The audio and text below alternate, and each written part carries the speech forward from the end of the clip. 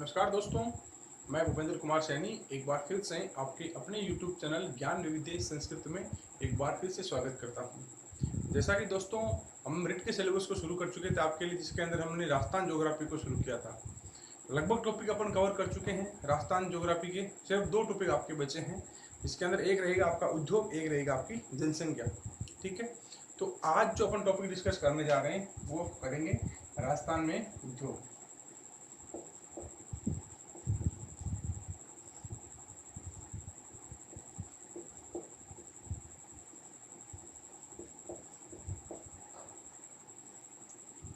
राजस्थान के अंदर उद्योग, ये टॉपिक अपन डिस्कस करेंगे। ठीक है, अगर बात करें तो उद्योग, पहले इसको देख लेते हैं। उद्योग किसे कहते हैं भाई? ठीक है, उद्योग, ठीक है, यानी उद्योग कहेंगे यानी एक ऐसी इकाई जो क्या करती हो, कच्चे माल को आपका कह सकते हो उत्पाद में परिवर्तित करती हो। किसको? कच्चे माल को उत्पाद में, यानी जो कच्चे माल है, कच्चे माल को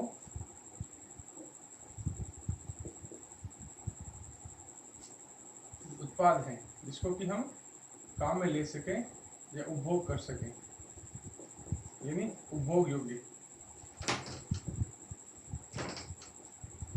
उपभोग योग्य बनाती,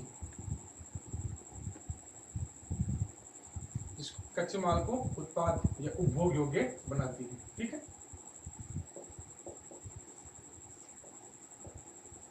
ठीक है, यानी वो इकाइयां जो कच्चे माल को उत्पाद या उपभोग योग्य बनाती है। उपभोग यानी जो अपन काम में ले सके, क्या ले सके? काम में ले सके। जैसे मान लीजिएगा आपके ये गेहूं था, मान लीजिएगा गेहूं था, गेहूं मान लीजिएगा आप सीधे तो खा नहीं सकते। अब मान लीजिएगा गेहूं की, मान लीजिएगा आटा बना दिया गेहूं का, या मान लीजिए गेहूं से मान लीजिएगा आपका बिस्किट बना दी, या फिर बिस्किट कह सकते हो, या मान लीजिए उसकी ब्रेड बना दी, जो भी चीजें बनाई, तो ये क्या हुआ? एक उद्योग का दर्जा आ गया। क्या हो गया? उद्योग का। ये कच्चा माल था आपका, क्या था? कच्चा माल। और फिर ये बदल के क्या हो गया? जो आपका उपभोग योग्य बन गया। क्या बन गया? उपभोग योग्य बन गया। क्या बन गया? उपभोग योग्य। ठीक है, अब जिसे एक एग्जांपल ले लेते हैं। मान लीजिए ये कपास था, क्या था? कपास कृषि से निकला था, कच्चा माल था। क्या था? कच्चा माल। लेकिन कपास से मान लीजिएगा आपके धागा बन गए। क्या बन गया? धागा। या मान लीजिएगा फिर कपड़े बन गए। क्या बन गए? कपड़े बन गए। तो ये क्या हो गया? ये उपभोग योग्य बन गई। क्या बन गई? उपभोग योग्य वस्तु बन गई। क्या बन गई? उपभोग योग्य वस्तु बन गई। ठीक है, तो इस प्रकार से कह सकते हो एक ऐसी इकाई जो कच्चे माल को उपभोग में लेने, उपभोग के अंदर लेने के लिए जो बदल देती है, उसे हम क्या कहते हैं? उद्योग कहते हैं। क्या कहते हैं? उद्योग। यानी एक ऐसी इकाई जो क्या करती है, कच्चे माल को अपन के उपभोग के अनुसार परिवर्तित कर देती है, उसे हम क्या कहते हैं? उद्योग कह सकते हैं। क्या कह सकते हैं? उद्योग। अब देखिएगा, उद्योग की बात करें तो किस प्रकार के उद्योग आते हैं, क्या कौन सी श्रेणियां हैं उद्योगों की, वो चर्चा करते हैं। ठीक है, देखिएगा, बात करें उद्योग के अंदर कौन सी चर्चाएं करते हैं अपन। देखिएगा, उद्योग की बात करें तो जो उद्योग हैं वो किस प्रकार की आर्थिक क्रियाएं हैं। आर्थिक क्रियाएं पहले पढ़ते हैं अपन।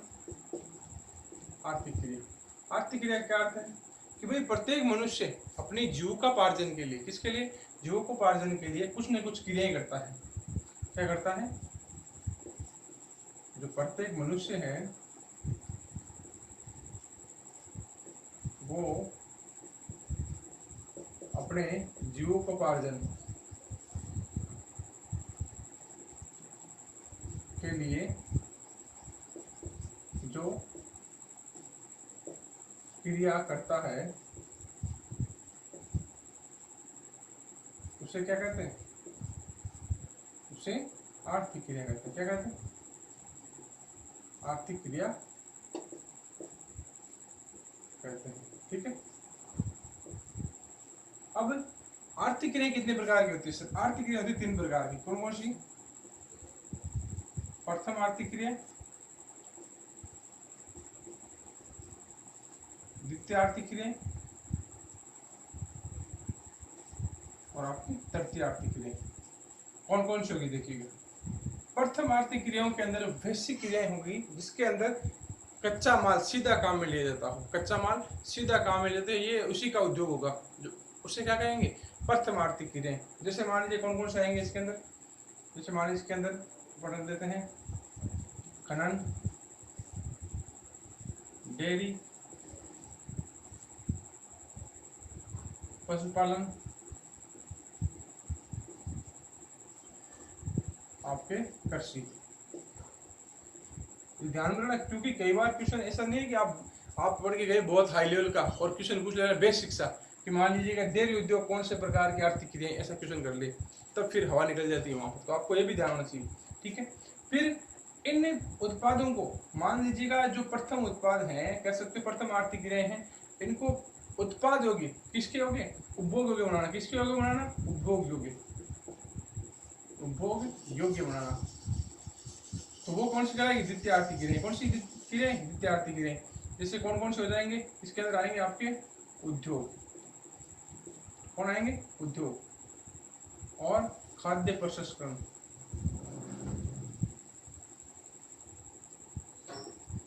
खाद्य प्रसंस्करण यानी जो मान लीजिएगा आप मान लीजिएगा आप मोट से आप पापड़ बना रहे हैं, क्या बना रहे हैं, पापड़ बना रहे हैं, या मान लीजिएगा जो आम है, आम से आप जूस बना रहे हैं, तो खाद्य प्रसंस्करण यानी जो एक प्रोडक्ट था उसके आपने कई प्रकार के प्रोडक्ट बना दिए, तो वो कौन सा कहलाएगा, खाद्य प्रसंस्करण, ठीक है।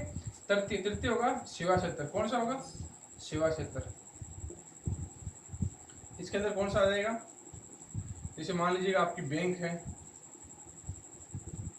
बीमा कंपनी है, बैंक, बीमा, और आपके जितने भी प्रकार के मान लीजिएगा जो सिर्फ क्या करते हैं, उत्पाद को क्या करते हैं, ना तो निर्माण करते हैं, ना ही उसी प्रकार कह सकते हो कच्चे माल में आपूर्ति करते हैं, ये क्या करते हैं, बिचौलिए की तरह कार्य करते हैं। किसकी तरह कार्य करते हैं, बिचौलिए की तरह सिर्फ। और बड़े बड़े डीलर हैं, जो बड़े बड़े डीलर हैं या दुकानदार हैं, वो किसका कार्य करते हैं, ठीक है।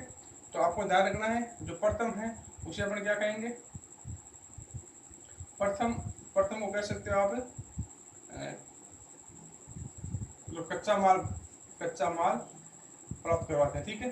फिर ये उद्योग जगत में आ जाएगा, किसमें आ जाएगा, उद्योग जगत में। और फिर ये सेवा क्षेत्र का आ गया, किसका आ गया, सेवा क्षेत्र का आ गया। तब आपको अब यहाँ से एक प्रश्न आपको क्लियर होगा कि उद्योग कौन सी आर्थिक क्रिया है सर, प्रथम है, द्वितीय है, तृतीय है, कौन सी है, द्वितीय आर्थिक क्रिया। तो याद रखना जो उद्योग है कौन सी आर्थिक क्रिया है, द्वितीय आर्थिक क्रिया, कौन सी, द्वितीय आर्थिक क्रिया,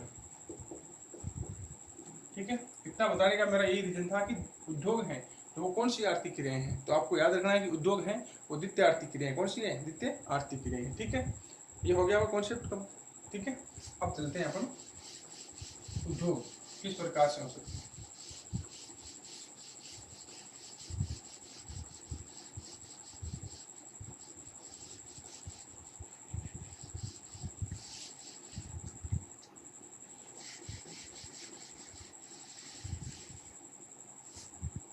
अब करते हैं अपन उद्योगों का वर्गीकरण।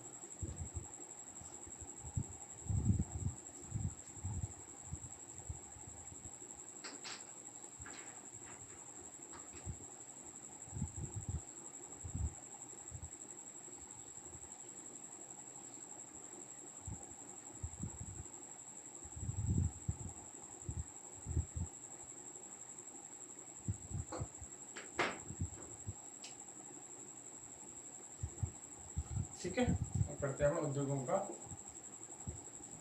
वर्गीकरण, ठीक है। उद्योगों का वर्गीकरण अपन तीन तरीके से करेंगे, कितने तरीके से, तीन तरीके से। कैसे देखिए, एक तो करेंगे अपन पूंजी निवेश के आधार पे, किसके आधार पे, जो पूंजी है, तो पूंजी निवेश किए जाते हैं उसके आधार पे, ठीक है।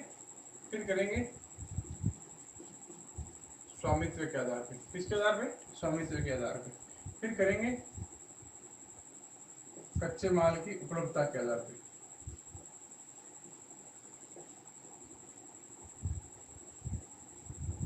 कच्चे माल की उपलब्धता के आधार पे, ठीक है।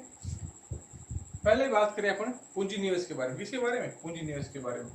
पूंजी निवेश के बारे में बात करें कि आपको कैसे पूंजी किसे कहते हैं? जिसे आप कहते हो कैपिटल, कैपिटल इन्वेस्टमेंट, ठीक है। कैपिटल किसे कहते हैं? यानी मान लीजिएगा कोई व्यक्ति है, किसी प्रकार से उद्योग धंधा मान लीजिए शुरू होना चाह रहा है, तो जितनी पैसा उद्योग में लगा रहा है उसे हम क्या कहेंगे? पूंजी कहते हैं। क्या कहते हैं? पूंजी। अब वो अपने स्वयं से लगा सकता है या मार्केट से ग्रहण कर सकता है, किसी प्रकार से कर सकता है, तो ठीक है।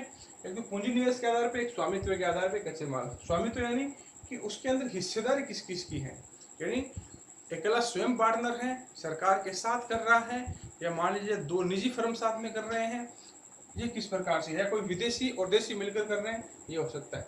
कच्चे माल की उपलब्धता यानी उसको जो मटेरियल है वो कहाँ से प्राप्त हो रहा है, उसके आधार पर भी वर्गीकरण करेंगे, ठीक है।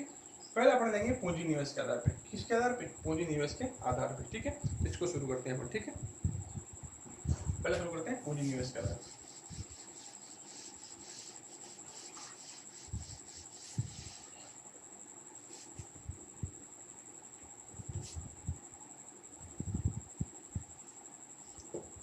पूंजी निवेश के आधार, ठीक है। पूंजी निवेश के आधार पर शुरू करने से पहले आपको समझना होगा कि भारतीय संविधान के अंदर, किसके अंदर? भारतीय संविधान के अंदर कुछ नियम बनाए गए। क्या बनाएंगे? कुछ नियम बनाएंगे। किसके लिए? कि उद्योगों का संचालन वो आसानी से हो सके, उद्योगों का संचालन वो आसानी से हो सके, ठीक है। तो इसके लिए बनाया गया एक कंपनी अधिनियम 2006, कंपनी अधिनियम 2006 के अनुसार इनकी जो कैटेगरी की गई थी वो कौन कौन सी की गई थी, ठीक है। पहला देखिएगा, पहले इसकी कैटेगरी रखी गई लघु उद्योग। कौन सा? लघु उद्योग। फिर सूक्ष्म उद्योग, फिर सॉरी कुटीर उद्योग। पहले कुटीर उद्योग, पहले कौन सी? कुटीर उद्योग, कुटीर उद्योग, ठीक है। फिर लघु उद्योग। कौन से? लघु उद्योग। कुटीर उद्योग हो गए, लघु उद्योग हो गए, फिर आपके सूक्ष्म उद्योग, फिर आपके वृहत उद्योग, ठीक है। मध्यम उद्योग, ठीक है, और फिर आपके वृहत उद्योग।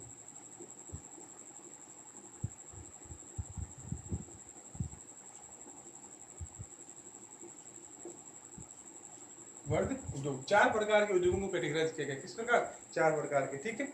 इसके अंदर भी दो प्रकार कैटेगरी की गई थी। एक तो सेवा क्षेत्र,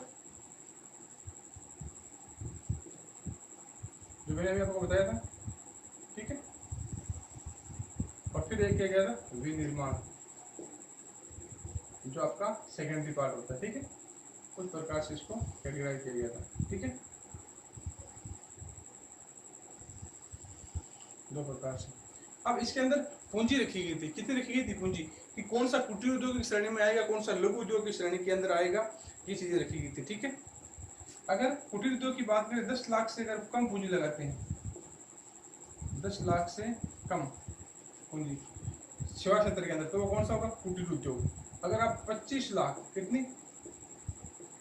25 लाख से कम लगाते हैं विनिर्माण उद्योग के अंदर, तो वो भी कुटीर उद्योग की श्रेणी में रहेगा। किस श्रेणी में? कुटीर उद्योग की श्रेणी के अंदर रहेगा, ठीक है। फिर बात करें अपन लघु उद्योग की, तो इसके अंदर था 10 लाख से 2 करोड़,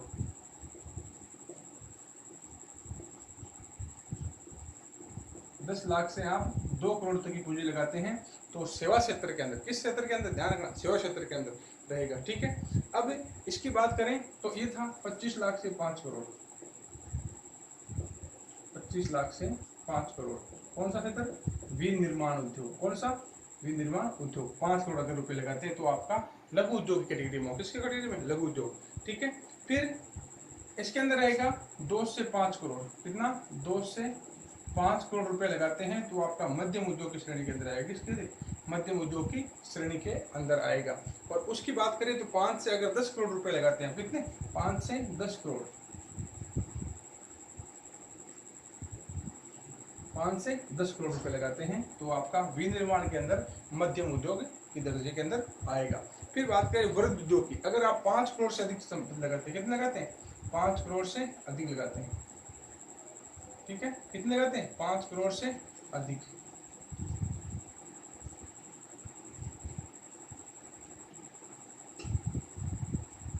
पांच करोड़ से अधिक लगाते हैं तो वो आपका सेवा क्षेत्र के अंदर वृहद उद्योग गिना जाएगा। किसके अंदर? सेवा क्षेत्र से वृहद उद्योग के अंदर, ठीक है। फिर यहाँ पर 10 करोड़ से अधिक, 10 करोड़ से अधिक, ठीक है, ठीक है। अब देखिएगा इनको याद कैसे करना है। देखिए भाई सेवा क्षेत्र मैंने बताया था आपको, सेवा क्षेत्र यानी मान लीजिए आप सहकारी बैंक या मान लीजिए सहकारी बैंक है या कोई सहकारी समिति या मान लीजिए किसी प्रकार का कोई सेवा क्षेत्र का काम कर रहे हैं तो इसके लिए ये लिमिटेशन रहेगी कि आप कुटीर 10 लाख से कम लगाएंगे तो उसको किसी श्रेणी में रखा जाएगा? कुटीर उद्योग की श्रेणी के अंदर। किसके अंदर रखा जाएगा? कुटीर उद्योग की श्रेणी के अंदर। अगर आप किसी प्रकार का कोई प्रोडक्ट बना रहे हैं, उत्पाद बना रहे हैं और आप 25 लाख तक की पूंजी लगा रहे हैं, 25 लाख तक की, तो किसके अंदर रहेगा? कुटीर उद्योग के अंदर रहेगा। किसके अंदर रहेगा? कुटीर उद्योग के अंदर। अगर आप मान लीजिए 10 लाख से 2 करोड़ रुपए लगा रहे हैं और किसके अंदर लगा रहे हैं? सेवा क्षेत्र के अंदर, तो वो कौन सा रहेगा? लघु उद्योग रहेगा। कौन सा रहेगा? लघु उद्योग।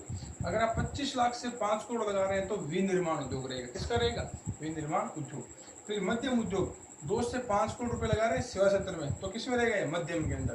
अगर 5 से 10 करोड़ लगा रहे हैं तो विनिर्माण के अंदर चला जाएगा। किसके अंदर? विनिर्माण के अंदर। फिर वृहद उद्योग, 5 करोड़ से अगर अधिक पूंजी लगाई आपने, कितनी लगाई? 5 करोड़ से अधिक, तो वो वृहद उद्योग के श्रेणी के अंदर आ जाएगा सेवा क्षेत्र में। जैसे मान लो कोई बैंक स्थापित कर रहा है तो कम से कम पैसे चाहिए काफी सारे, और 10 करोड़ से अधिक लगा रहे हैं विनिर्माण उद्योग के अंदर, ठीक है। जब मान लो बड़ी फैक्ट्री लगा रहे हैं, मान लीजिए किसी प्रकार का कोई प्लांट लगा रहे हैं बड़ा, 10 करोड़ से अधिक रुपए लगा दे तो वो किसके श्रेणी में आ जाएगा? वृहद उद्योग। तो ये किसके आधार पे था? पूंजी के आधार पे। पूंजी के आधार पे पहला, ठीक है, पूंजी निवेश के आधार पे कंपनी अधिनियम 2006 के अनुसार। अब एक एक्ट पढ़ेंगे कंपनी अधिनियम 2018 के अनुसार, जो लेटेस्ट है, ठीक है, उसके अनुसार पढ़ते हैं, ठीक है। तो ये तो था इसके अनुसार, ठीक है। अब पढ़ते हैं 2018 का एक्ट, ठीक है, साफ कर देता हूं इनको।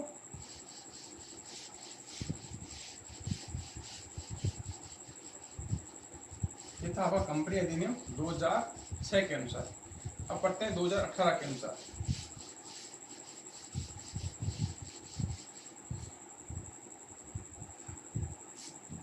सेकंड था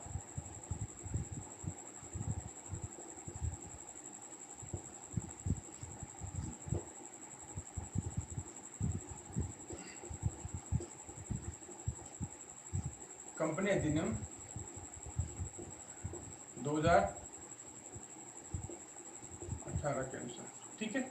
इसके अंदर भी उद्योगों को कैटेगराइज किया गया जिस प्रकार से हमने पिछले के अंदर रखा था, लघु रखा था, कुटीर, लघु, मध्यम, वृहद उद्योग रखा था, उसी प्रकार इसके अंदर भी कौन कौन से रखे गए हैं देखिए। इसके अंदर रखे गए हैं सूक्ष्म उद्योग, छोटे उद्योग, मध्यम उद्योग और वृहद उद्योग, ठीक है, इस प्रकार से देखेंगे, ठीक है।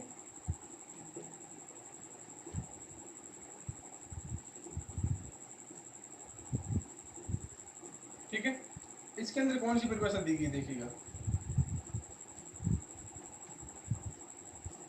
वृहद उद्योग, ठीक है। इसके अंदर दिया गया कि अगर आपका सालाना टर्नओवर, यानी जो आपका सालाना मुनाफा है, टर्नओवर यानी आप मान लीजिएगा 10 लाख से 15 लाख जा रहे हैं तो आपका कितना हो गया? 10 से 15 लाख टर्नओवर हो गया, 10 से 15 पहुंच गया आप, तो 5 लाख का टर्नओवर हो गया। उसके आधार पे कैटेगराइज किया गया, किसके आधार पे? टर्नओवर के आधार पे। किसके आधार पे? टर्नओवर के आधार, टर्नओवर के आधार पे कैटेगराइज किया गया था। किसके आधार पे? टर्नओवर के आधार पे, ठीक है। किस प्रकार से किया गया था वो देखिएगा, ठीक है। अब इसके अंदर बात करें कि 5 करोड़ से कम है टर्नओवर, अगर आपका 5 करोड़ से कम है तो उसको किस श्रेणी में रखा जाएगा? आपका सूक्ष्म उद्योग के अंदर। किसके अंदर? सूक्ष्म उद्योग के अंदर। अगर आपका टर्नओवर 5 करोड़ से 75 करोड़ है, कितना है? 5 करोड़ से 75 करोड़, 5 करोड़ से 75 करोड़, तो किस श्रेणी में रखा जाएगा? छोटे उद्योग के अंदर। किसके अंदर? छोटे उद्योग के अंदर। फिर आपका टर्नओवर 75 करोड़ से 250 करोड़ है, बहुत बड़ी रकम होगी। 75 करोड़ से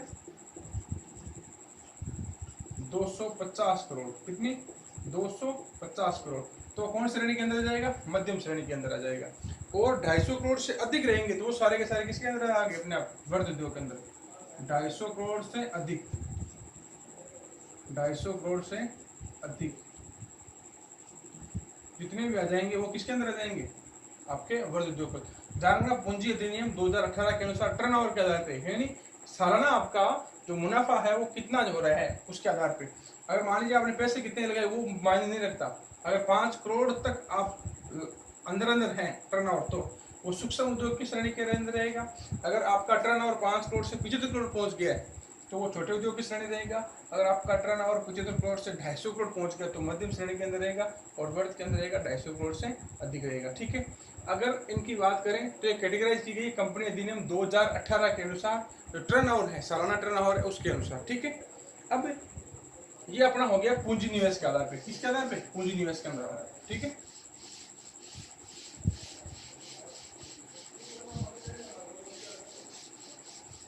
एक नई परिभाषा चल रही है जिसके अंदर कहेंगे एमएसएमई, जो आत्मनिर्भर पैकेज अभी दिया था वित्त मंत्री ने 20,000 करोड़ का, वो इन उद्योगों के लिए था, एमएसएमई उद्योगों के लिए। ठीक है, ये इसी के आधार पे, टर्न ओवर के आधार पे पूंजी कितनी लगाते हो, टर्न कितनी लगाते हो। ठीक है, वो अपन डिस्कस लास्ट में पढ़ेंगे। जो करंट अफेयर के प्रमुख मुद्दे हो गए ना, वो अंदर लास्ट के अंदर डिस्कस कर लेंगे अपन, जो करंट अफेयर से कैसा क्वेश्चन बन सकता है।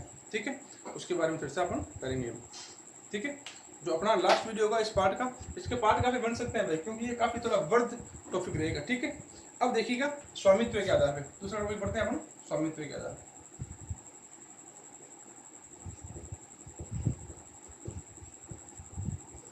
स्वामित्व के आधार पे, ठीक है, स्वामित्व के आधार पे जो पढ़ते हैं। ठीक है, इसके अंदर रहेगा पहला निजी उद्योग। कौन सा?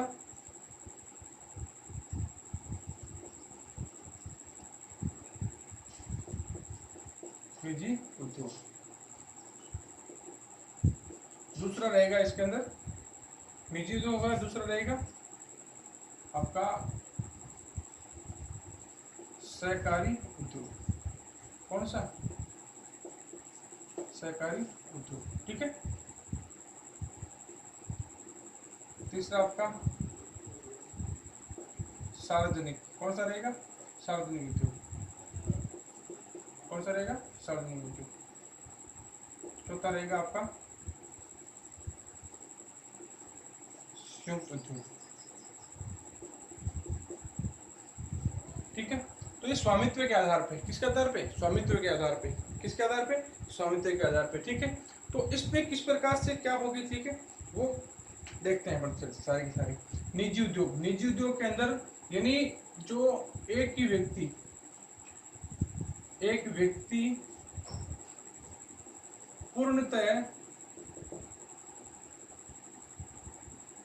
पूर्णतः हिस्सेदार रखेगा, उसे क्या कहेंगे? निजी उद्योग। मान लीजिए 100% पूरा का पूरा उसका प्रबंध, विपणन, जो भी सारी क्रियाएं हैं, ये भी बताऊंगा मैं प्रबंध और विपणन किसे कहते हैं। पूरा का पूरा मैनेजमेंट वही देखेगा, पूरा का पूरा मार्केट क्या रहेगा वही देखेगा, उसे हम कहेंगे निजी उद्योग। क्या कहेंगे? निजी उद्योग। ठीक है, फिर सहकारी उद्योग। सहकारी उद्योग के अंदर क्या रहेगा? सरकार प्लस निजी व्यक्ति, दोनों मिलकर कार्य करते हैं, तो उस उद्योग क्या कहते हैं? सहकारी उद्योग। क्या कहते हैं? सहकारी उद्योग। जैसे अपने खादी ग्रामोद्योग बोर्ड है, कई प्रकार से और भी बोर्ड हैं, तो उनको क्या कहते हैं? सहकारी उद्योग कहते हैं। क्या कहते हैं? सहकारी। जैसे आप सहकारी कोऑपरेटिव बैंक देखते हो, ठीक है, उसके अंदर सरकार का भी हिस्सेदारी होती है और निजी व्यक्तियों की भी होती है। ठीक है, तो ये कौन से कहलाएंगे? सरकार प्लस निजी व्यक्ति जो करेंगे उद्योग, उसको क्या कहेंगे? सहकारी उद्योग। फिर सार्वजनिक उद्योग। सार्वजनिक, इसके अंदर रहेगा केवल सरकार का स्वामित्व। किसका? सरकार का स्वामित्व। केवल सरकार का स्वामित्व, उसे कहेंगे सार्वजनिक उद्योग। क्या कहेंगे? सार्वजनिक उद्योग। फिर संयुक्त उद्योग। संयुक्त उद्योग में क्या होगा? मान लीजिएगा ये ज्वाइंट वेंचर कहलाता है। क्या कहलाता है? ज्वाइंट वेंचर कहलाएगा। क्या कहलाएगा? Joint venture. जैसे कोई व्यक्ति ए है और कोई व्यक्ति बी है, ये दोनों व्यक्ति हैं, इसके अंदर सरकार नहीं रहेगी। इसके अंदर तो क्या है? एक वैसे सरकार है, लेकिन यहाँ पर ए और बी दोनों मिलकर किसी अगर उद्योग को करते हैं तो इसे हम कहते हैं संयुक्त उद्योग। क्या कहेंगे? संयुक्त उद्योग। अब इसके अंदर एक नया रूल, नया कॉन्सेप्ट भी आता है।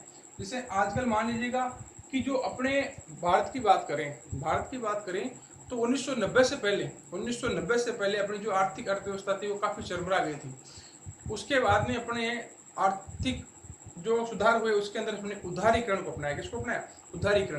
उदारीकरण और वैश्वीकरण और कह सकते हो कि निजीकरण को अपनाया, जिसके कारण प्राइवेट कंपनियां भारत के अंदर आई। क्या आई? भारत के अंदर आई। तो उन्हें सीधा उद्योग लगाने की परमिशन नहीं दी गई, लेकिन ज्वाइंट वेंचर यानी संयुक्त उद्योग के तहत वो ऐसा कर सकते हैं। जैसे भारत के अंदर नाम सुनते हो एफडीआई। क्या सुनते हो? एफडीआई को अगर कहें तो क्या आएगा? इसका अर्थ होगा फॉरेन डायरेक्ट इन्वेस्टमेंट, यानी विदेशी प्रत्यक्ष निवेश। और क्वेश्चन यहां से ज्यादा पड़ता है कि किसका कितना निवेश आया, क्या नहीं आया। ठीक है, विदेशी प्रत्यक्ष निवेश। ठीक है, तो ये क्या करती थी? पहले मान लीजिए कोई कंपनी भारत के अंदर, ए कंपनी काम कर रही है। अब इस ए कंपनी को पता है भारत की भौगोलिक व्यवस्था किस प्रकार की है, क्या गैप है, क्या मार्केट रहने वाला है। तो मान लीजिएगा बी कंपनी है, सीधा आके उद्योग कर नहीं सकती, तो इसके साथ क्या करती थी? साथ में गठबंधन कर लेती थी, संयुक्त हो जाती थी। तो ये दोनों साथ मिलकर कार्य करते थे, इसे कहते थे संयुक्त उद्योग। क्या कहते थे? संयुक्त उद्योग कहते हैं। ठीक है, अब इसके बाद में चर्चा करें तो इस स्वामित्व के आधार पर। किसके आधार पे? स्वामित्व के आधार पे। ठीक है, अब आगे बात करते हैं अपन। तीसरा चैप्टर अपना जो होगा कच्चे माल की उपलब्धता के आधार पे। किसके आधार पे? कच्चे माल की उपलब्धता के आधार पे।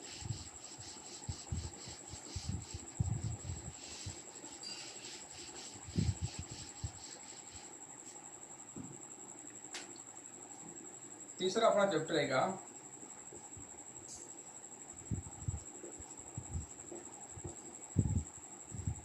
कच्चे माल की उपलब्धता।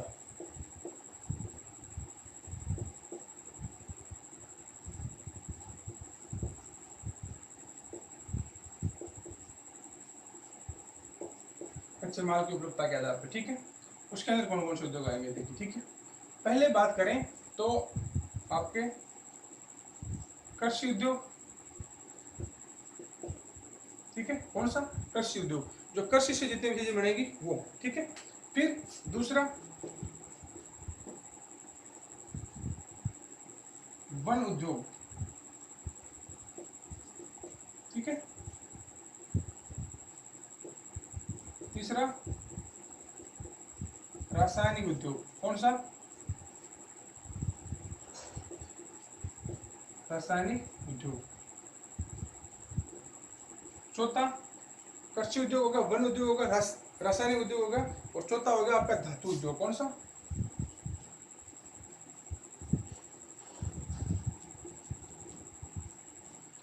इनमें चार कैटेगरी में पढ़ते हैं, कौन कौन से होंगे। ठीक है, कृषि उद्योग की बात करें, कृषि उद्योग तो जितने भी खाद्य प्रसंस्करण उद्योग हैं, जो खाद्य प्रसंस्करण आपके उद्योग रहेंगे वो कृषि उद्योग के अंदर रहेंगे। मान लीजिए कृषि से कोई प्रोडक्ट मिल रहा है आपको, क्या मिल रहा है? कृषि से कोई प्रोडक्ट मिल रहा है, आप बना रहे हैं किसी वस्तु को, तो क्या रहेगा? कृषि उद्योग रहेगा। क्या रहेगा? कृषि उद्योग। इस प्रकार देखिएगा,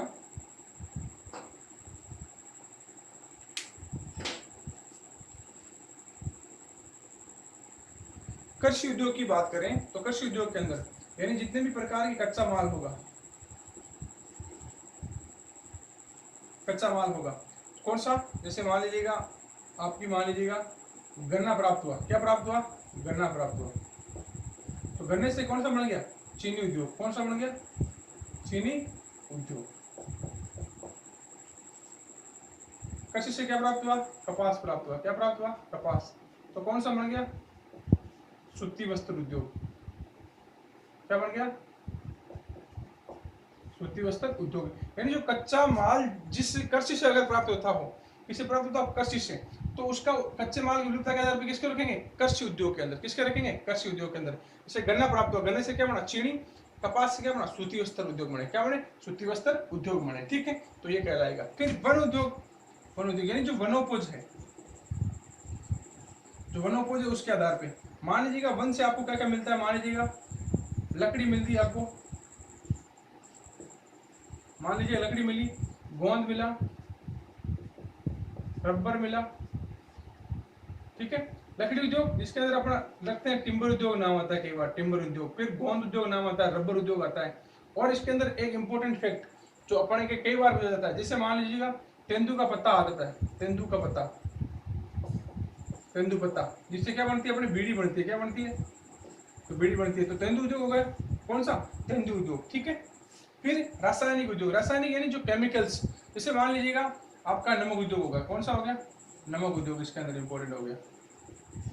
तो नमक उद्योग केमिकल के रूप में काम आता है, जिससे अपन कहते हैं कि भी नमक खाने के काम में आता है, बिल्कुल आता है। लेकिन अपने जो डिडोना की नमक झील है उसके अंदर सोडियम सल्फेट का निर्माण होता है, जो कि खाने के काम बिल्कुल नहीं आता, रासायनिक अभिक्रियाओं में काम आता है। जो डिडोना झील का नमक है, जो डिडोना का नमक है वो इसी के अंदर काम में आता है, ठीक है। फिर धातु उद्योग की बात करें, जैसे आपने मान ली धातु, शीशा दस्ता मिल गई अपन को, क्या मिल गई, शीशा दस्ता उद्योग, तांबा मिल गया। तो अपन देखें तांबा उद्योग, शीशा दस्ता उद्योग, चांदी उद्योग, लोहे इस्पात उद्योग, लोहे इस्पात उद्योग, ये सारे जितने भी किसी प्रकार के उद्योग होंगे, ये सारे के सारे कैसे उद्योग होंगे, धातु उद्योग, ठीक है। तो ये कह सकते हो कि उद्योगों का वर्गीकरण हुआ है, क्या हुआ, उद्योगों का वर्गीकरण हुआ है। अब अपन नेक्स्ट वीडियो में पढ़ेंगे कि उद्योगों का किस प्रकार से कह सकते हो कि जो अगली जनरेशन रहेगी वो किस प्रकार से रहेगी। अब तक हमने पढ़ा है सिर्फ उद्योगों का वर्गीकरण, यहाँ से छोटे मोटे क्वेश्चन या कह सकते हो कि जो बड़े एग्जाम है वहां पर सम्मिलित करने वाले क्वेश्चन भी या निम्न में से कौन से असत्य हैं सत्य हैं वो क्वेश्चन बनते हैं। तो दोस्तों आपको ये वीडियो अच्छा लगे तो वीडियो को लाइक करें, अपने दोस्तों से, अपने सभी मित्रगणों से ज़्यादा से ज़्यादा चैनल को सब्सक्राइब करावें और जितना हो सके आप इसको शेयर करें। कोई भी किसी प्रकार की क्वेरी हो, कोई त्रुटि लगे आपको तो कमेंट बॉक्स में अवश्य लिखें। आपका जो लाइक करेंगे आप, उससे मेरे को मोटिवेशन प्राप्त होगा दोस्तों, तो आप ज़्यादा से ज़्यादा वीडियो को लाइक करें। धन्यवाद दोस्तों।